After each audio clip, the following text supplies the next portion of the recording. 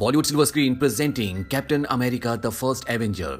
इस कहानी की शुरुआत में दिखाया जाता है कि आर्टिक के बर्फीली चट्टानों के बीच में वैज्ञानिकों को एक बहुत पुराना एयरक्राफ्ट मिलता है और जब वो उसके अंदर जाते हैं तो वो देखते हैं कि वहां पर कैप्टन अमेरिका का शील्ड है। और यहाँ से कहानी जाती है सन 1942 में, जहां पर एडोल्फ हिटलर का खास आदमी जिसका नाम जोहान है। जोहान एडोल्फ हिटलर के लिए हथियार बनाता है, साथ ही वो हाइड्रा टेररिस्ट ऑर्गेनाइजेशन का कमांडर भी होता है। वो अपने लोगों के साथ चर्च में जाता है जहां पर वो कोई खास चीज ढूंढ रहा है। जोहान को इतिहास का और यहाँ तक कि अध्यात्म का भी बहुत ज्ञान होता है। यहाँ पर जो चीज वो ढूंढ रहा होता है उसे मिल जाती है, लेकिन जल्दी वो समझ जाता है कि ये नकली है। इसके बाद वो चर्च के फादर से उसके बारे में पूछता है। चर्च के फादर कहते हैं कि जिस चीज को तुम पाना चाहते हो तुम उसके लायक नहीं हो, ना ही तुम उसकी पावर को कंट्रोल कर सकते हो और ना ही तुम्हारे इरादे नेक है। जोहान चारों तरफ देखता है और तभी उसे दीवार पर एक बटन दिखता है। उस बटन को दबाने से अंदर से एक बॉक्स बाहर निकलता है और जब वो उस बॉक्स को खोलता है तो उसके अंदर से नीले रंग की रोशनी निकलती है। दरअसल इसके अंदर टेसरेक्ट है। ये एक ऐसा अवशेष है जिसके अंदर दैविक शक्तियां हैं। जोहान फादर को मारकर टेसरेक्ट लेकर वहां से निकल जाता है। कहानी यहां से एक साल आगे बढ़ती है सन 1943 में, जहां पर स्टीव रॉजर्स नाम के एक लड़के को दिखाया जाता है जो सेना में भर्ती होकर अपने देश के लिए कुछ करना चाहता है, क्योंकि इस वक्त चारों तरफ जंग का माहौल होता है। लेकिन वो जितनी बार भी सेना में भर्ती होने की कोशिश करता है हमेशा उसे रिजेक्ट कर दिया जाता है, क्योंकि उसे बहुत सारी मेडिकल प्रॉब्लम्स होती है। इस बात से स्टीव रॉजर्स निराश हो जाता है। अगले दिन वो अपने दोस्त बकी से मिलता है जो पहले से आर्मी में है। बकी उसे एक एग्जीबिशन में ले जाता है जहां पर फ्यूचर की चीजों की प्रदर्शनी लगी होती है। यहां पर हमें हॉवर्ड स्टार्क को भी दिखाया जाता है जो टोनी स्टार्क यानी कि आयरन मैन के पिता है। वो यहां पर अपनी कंपनी की फ्लाइंग कार को सबको दिखा रहे होते हैं। तभी स्टीव रॉजर्स को वहां पर आर्मी में भर्ती होने की एक एडवर्टीजमेंट दिखती है। स्टीव रॉजर्स वहां पर चला जाता है। बकी भी उसके पीछे आता है। वो उसे समझाने की कोशिश करता है कि तुम कई बार रिजेक्ट हो चुके हो, अब तुम्हें ऐसी कोशिश नहीं करनी चाहिए। स्टीव कहता है कि हमारे देश के जवान अपने देश की रक्षा के लिए, अपनी आजादी के लिए वहां जंग में लड़ रहे हैं, अपनी जान दे रहे हैं। मैं भी अपने देश के लिए कुछ करना चाहता हूं। वहीं पीछे एक वैज्ञानिक जिनका नाम इब्राहिम रेस्किन होता है, वो स्टीव रॉजर्स की ये सारी बातें सुन रहे होते हैं। इसके बाद स्टीव रॉजर्स अंदर भर्ती के लिए जाता है जहां पर उसका मेडिकल हो रहा होता है। तभी वहां पर नर्स आती है और डॉक्टर को सब कुछ बता देती है कि स्टीव रॉजर्स ने पहले भी कई बार आर्मी में ट्राई किया है और वो हमेशा मेडिकल में फेल हो गया था। डॉक्टर यहां से चला जाता है। स्टीव समझ जाता है कि वो एक बार फिर से रिजेक्ट हो गया, पर तभी यहां पर वो वैज्ञानिक जिसने स्टीव रॉजर्स की सारी बातें सुनी थी, जिनका नाम इब्राहिम है, वो यहां पर आ जाते हैं और स्टीव को बताते हैं कि मैं आर्मी के साइंस प्रोजेक्ट्स पर काम करता हूं, क्या तुम नाजी लोगों को मारना चाहते हो? स्टीव कहता है कि मुझे दादागिरी पसंद नहीं है, पर मैं अपने देश की रक्षा करना चाहता हूं। स्टीव डॉक्टर इब्राहिम को अपने बारे में कुछ झूठ भी बताता है। डॉक्टर इब्राहिम उसे कहते हैं कि अगर तुम मुझे अपने बारे में सब कुछ सच बताओगे तो हो सकता है कि शायद मैं तुम्हारी मदद कर सकूं। स्टीव उन्हें सच बता देता है कि मैं ब्रुकलिन से हूं और सेना में भर्ती होने के लिए 5 बार कोशिश कर चुका हूं। डॉक्टर इब्राहिम उसे मेडिकल में पास कर देते हैं और अब वो एक सोल्जर बन चुका है। पर ट्रेनिंग में स्टीव रॉजर्स अपनी मेडिकल प्रॉब्लम की वजह से हर एक एक्टिविटी में पीछे रहता है।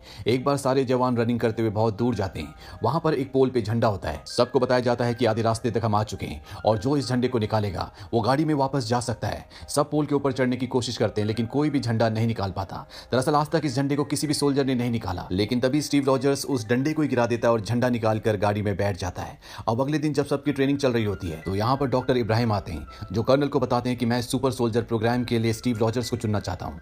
ये सुनकर वो पूरी तरह से शॉक्ड होते हैं। वो कहते हैं कि अगर हमने इसके हाथ में सुई चुभाई तो सुई आर पार हो जाएगी, ये सबसे कमजोर है। इस काम के लिए मेरे पास एक जवान है जिसके अंदर बहुत सारी खूबियां हैं। डॉक्टर इब्राहिम कहते हैं कि मुझे ऐसी खूबियां चाहिए जो सिर्फ जिस्मानी ना हो।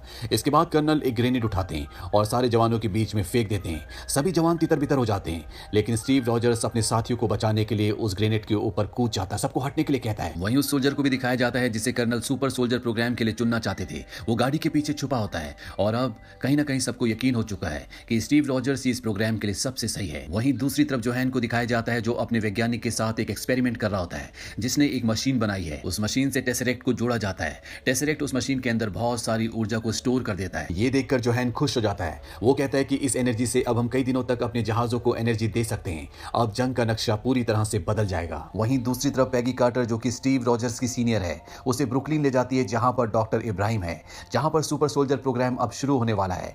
यहां पर हॉवर्ड स्टार्क भी होते हैं जिन्होंने इस एक्सपेरिमेंट के लिए मशीन बनाई होती है। स्टीव रॉजर्स की बॉडी के अंदर सीरम डाल दिया जाता है। इसके बाद उसे हॉवर्ड स्टार्क की बनाई हुई मशीन के अंदर डाला जाता है और उसकी बॉडी के ऊपर वीटर रेस छोड़ी जाती है।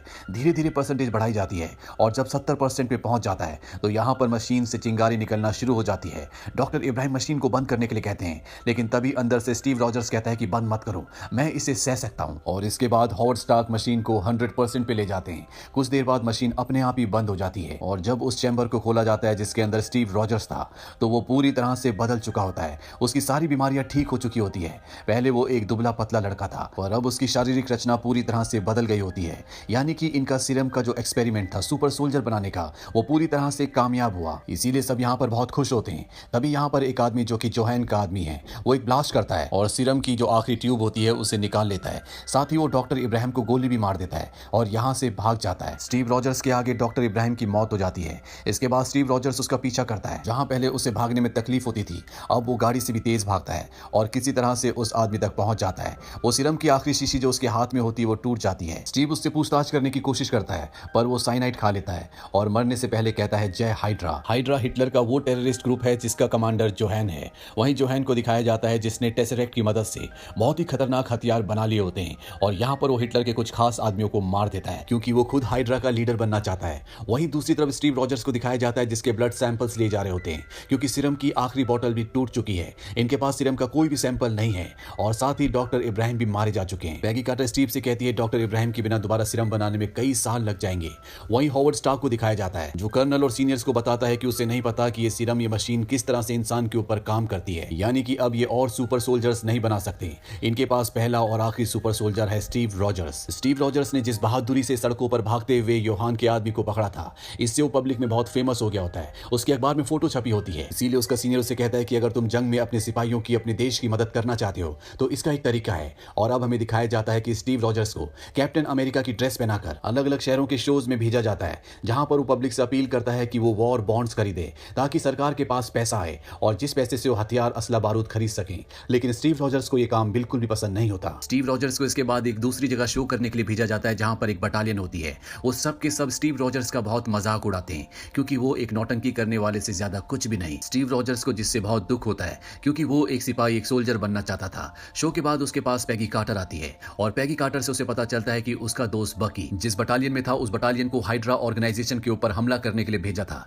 लेकिन सारी बटालियन मारी गई और जो लोग बचे थे उन्हें हाइड्रा ने बंदी बना लिया। स्टीव रॉजर्स अपने सीनियर के पास जाता है। उसका सीनियर कहता है कि हम उस जगह हमला नहीं कर सकते क्योंकि वहां पर दुश्मनों की बहुत ही गहरी किलाबंदी है। अगर हमने अपने सिपाहियों को वहां पर भेजा तो हम अपने कई सिपाहियों को खो देंगे। लेकिन स्टीव रॉजर्स अपने दोस्त बकी को बचाना चाहता है। वो पैगी कार्टर की मदद से प्लेन से उस जगह की तरफ निकल पड़ता है। वो प्लेन से कूदकर वहां पहुंच जाता है। ये हाइड्रा की एक लैब होती है जहां पर बहुत ही आधुनिक हथियार होते हैं जो सब टेसरेक्ट की एनर्जी से चलते हैं। कैप्टन अमेरिका यानी कि स्टीव रॉजर्स अपने सभी साथियों को छुड़ा देता है, उन सबको यहां से निकलने के लिए कहता है और वो खुद अपने दोस्त बकी को ढूंढने के लिए निकल जाता है। बकी उसे अंदर मिलता है जहां पर उसकी बॉडी पर एक्सपेरिमेंट किए जा रहे होते हैं। वो बकी को अपने साथ लेकर बाहर निकलने लगता है और तभी उसके सामने योहान आ जाता है और वो अपने चेहरे से अपना मास्क उतारता है और जब वो अपना मास्क उतारता है तो उसका चेहरा लाल रंग का हड्डी का ढांचा होता है और इसका नाम होता है रेड स्कल। दरअसल वो पहले डॉक्टर इब्राहिम के साथ काम किया करता था और जब उनका सीरम पूरी तरह से तैयार नहीं हुआ था तो उसने उस सीरम को अपनी बॉडी के अंदर इंजेक्ट कर लिया था जिससे उसके अंदर ताकत तो आ गई लेकिन उसके साइड इफेक्ट भी थे जिस वजह से उसका चेहरा पूरी तरह से बिगड़ गया और अब उसका चेहरा एक लाल रंग का हड्डी का ढांचा है जिस वजह से उसका नाम रेड स्कल पड़ गया। रेड स्कल यानी कि योहान यहाँ पर अपने वैज्ञानिक के साथ निकल जाता है। वहीं स्टीव रॉजर्स यानी कि कैप्टन अमेरिका अपने दोस्त बकी को यहाँ से निकाल लेता है और उसके जितने भी सोल्जर साथी होते हैं उन सबको इस कैद से छुड़ाकर वापस अपनी छावनी में ले जाता है जहां पर कर्नल उसके इस काम से बहुत खुश होते हैं। दरअसल कर्नल उस पर विश्वास नहीं करते थे पर उसके इस काम के बाद कर्नल को उस पर पूरा भरोसा हो गया है। स्टीव रॉजर्स पैगी कार्टर को बताता है कि जब मैं हाइड्रा के अड्डे पर गया था तो मैंने वहां पर नक्शे में कुछ निशान देखे थे जो मुझे पूरा भरोसा है कि वो हाइड्रा के वो अड्डे हैं जहां पर वो अपने हथियार बनाते हैं। मैं उन पर हमला करना चाहता हूं। वो कर्नल के पास जाता है और उन्हें बताता है कि मैं उस टीम के साथ दोबारा उन जगहों पर जाना चाहता हूं जिन लोगों को मैं अपने साथ छुड़ा कर लेकर आया हूं। इसके बाद वो हॉवर्ड स्टार्क के पास जाता है। हॉवर्ड स्टार्क बताता है कि मैंने तुम्हारे लिए कुछ नई शील्ड्स बनाई हैं, लेकिन वहां पर कैप्टन अमेरिका को एक दूसरी शील्ड दिखती है। वो उसके बारे में पूछता है। हॉवर्ड स्टार्क बताता है कि ये बहुत ही नायाब धातु से बनी है जिसका नाम है वाइब्रेनियम जो धरती पर बहुत कम पाई जाती है। जितनी तुम्हारे हाथ में है पूरी धरती पर बस उतना ही वाइब्रेनियम है और ये कैप्टन अमेरिका यानी कि स्टीव रॉजर्स की ढाल बन जाती है। और अब कैप्टन अमेरिका अपने साथियों के साथ अपने मिशन पर निकल पड़ता है। वो हाइड्रा के कई अड्डों को निश्तो नाबूद कर देता है। वहीं कैप्टन अमेरिका और पैगी कार्टर अब एक दूसरे को पसंद करते हैं, एक दूसरे से प्यार करते हैं। वहीं स्टीव रॉजर्स यानी कि कैप्टन अमेरिका अपने खास लोगों के साथ एक खास मिशन पर जाता है। दरअसल वो रेड स्कल यानी कि योहान के बायोकेमिस्ट को जिसका नाम डॉक्टर जोला है उसे पकड़ने के लिए जाता है। वो एक ट्रेन से कहीं जा रहा होता है। कैप्टन अमेरिका अपने सभी साथियों के साथ ट्रेन के अंदर एंटर कर जाता है। वो डॉक्टर जोला को पकड़ लेता है लेकिन उसका दोस्त बकी ट्रेन के बाहर फंस जाता है। कैप्टन अमेरिका अपने दोस्त को बचाने की कोशिश भी करता है पर जिस हैंडल को पकड़कर वो लटका होता है वो टूट जाता है और बकी गहरी खाई में गिर जाता है। वहीं जोला जिसे अब पकड़ लिया गया है वो कर्नल को बताता है कि बहुत जल्दी रेड स्कल दुनिया के बड़े बड़े देशों पर बॉम्ब गिराने वाला है जिससे पूरी दुनिया लगभग पूरी तरह से तबाह हो जाएगी। कैप्टन अमेरिका अपने साथियों के साथ हाइड्रा के उस अड्डे पर जहां पर रेड स्कल होता है वहां पहुंच जाता है जहां पर बहुत खतरनाक हथियार होते हैं। रेड स्कल यहां से टेसरेक्ट और खतरनाक हथियारों को लेकर एक प्लेन से निकल जाता है, पर तभी कैप्टन अमेरिका पैगी कार्टर की मदद से उस प्लेन तक पहुंच जाता है और अब कैप्टन अमेरिका और रेड स्कल के बीच में एक खतरनाक लड़ाई होती है। इसी लड़ाई के बीच में कैप्टन अमेरिका अपना शील्ड रेड स्कल की तरफ फेंकता है, जो शील्ड उस मशीन से टकराता है जिसके अंदर टेसरेक्ट होता है। टेसरेक्ट बाहर आ जाता है। रेड स्कल टेसरेक्ट को पकड़ता है, लेकिन वो उसकी एनर्जी को बर्दाश्त नहीं कर पाता। टेसरेक्ट की एनर्जी से, उसकी पावर से स्पेस में एक वार्म होल खुल जाता है जिसके अंदर रेड स्कल समा जाता है। टेसरेक्ट वहीं प्लेन में गिर जाता है, लेकिन उसकी पावर इतनी ज्यादा होती है कि वो प्लेन की धातु को गलाकर नीचे चला जाता है।